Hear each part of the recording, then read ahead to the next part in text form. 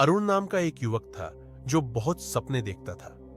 वह हमेशा कहता था, एक दिन मैं बड़ा आदमी बनूंगा, लेकिन हर बार कुछ करने की बारी आती तो सोचता अभी थोड़ा आराम कर लूं, फिर शुरू करूंगा।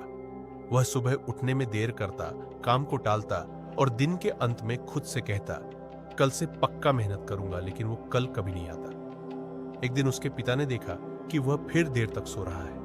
उन्होंने कहा, बेटा चलो, थोड़ी देर मेरे साथ खेत चलो। अरुण ने अनमने ढंग से मना किया तो पिता मुस्कुराए और बोले, चलो बस एक बात सुनो। उन्होंने कहा, बेटा क्या तुम्हें पता है, अर्जुन भी एक बार युद्ध से पीछे हटना चाहता था। तब श्री कृष्ण ने उससे कहा था ना, हि कश्चित् क्षणम पिजातु तिष्ठत्य कर्मकृत कार्यते ह्यवश्य कर्म सर्व प्रकृति जैर गुणाय।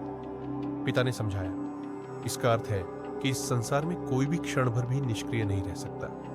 हर व्यक्ति किसी न किसी कर्म से जुड़ा ही रहता है। अरुण ने पूछा, पर क्या आराम करना गलत है? पिता ने कहा, नहीं बेटा, आराम गलत नहीं है, पर कर्म से भागना गलत है। जीवन में आलस्य सबसे बड़ा शत्रु है, क्योंकि यह सपनों को धीरे धीरे सुला देता है। उस रात अरुण ने पहली बार गीता खोली और पढ़ा योगस्थ कुरु कर्माणि संगम त्यक्त्वा धनंजय सिद्ध्य सिद्ध्यो समो भूत्वा समत्वम योग उच्यते। उसने सोचा, श्री कृष्ण कह रहे हैं कि कर्म करते रहो, परिणाम की चिंता मत करो, यही सच्चा योग है। अगले दिन उसने तय किया कि अब वो बहाने नहीं बनाएगा।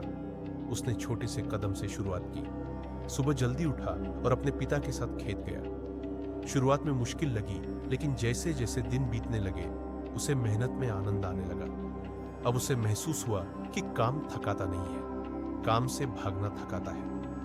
एक दिन गांव में एक प्रतियोगिता हुई जिसमें सबसे ज्यादा उपज लाने वाले किसान को सम्मान मिलना था। अरुण ने पूरी लगन से काम किया और जब परिणाम आए तो वह विजेता बना।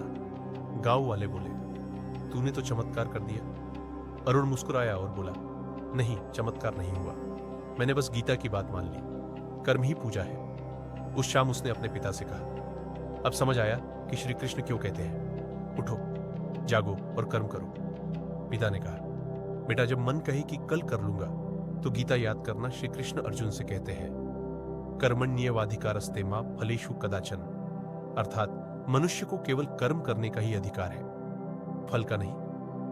अरुण ने गहराई से महसूस किया कि आलस्य केवल शरीर की नींद नहीं है, यह आत्मा की नींद है। जब हम कर्म को टालते हैं तो जीवन की गति रुक जाती है, और जो गीता को समझ लेता है वह जानता है कि भगवान उसी की मदद करते हैं जो खुद उठकर चलने का प्रयास करता है। उस दिन से अरुण हर सुबह सूरज के साथ उठता और कहता, हे कृष्ण, आज का दिन मैं आपके नाम कर्म में लगाऊंगा। तभी से उसका जीवन बदल गया, क्योंकि उसने समझ लिया कि जो कर्म में भगवान को देख लेता है वही सच में जीवन जीता है।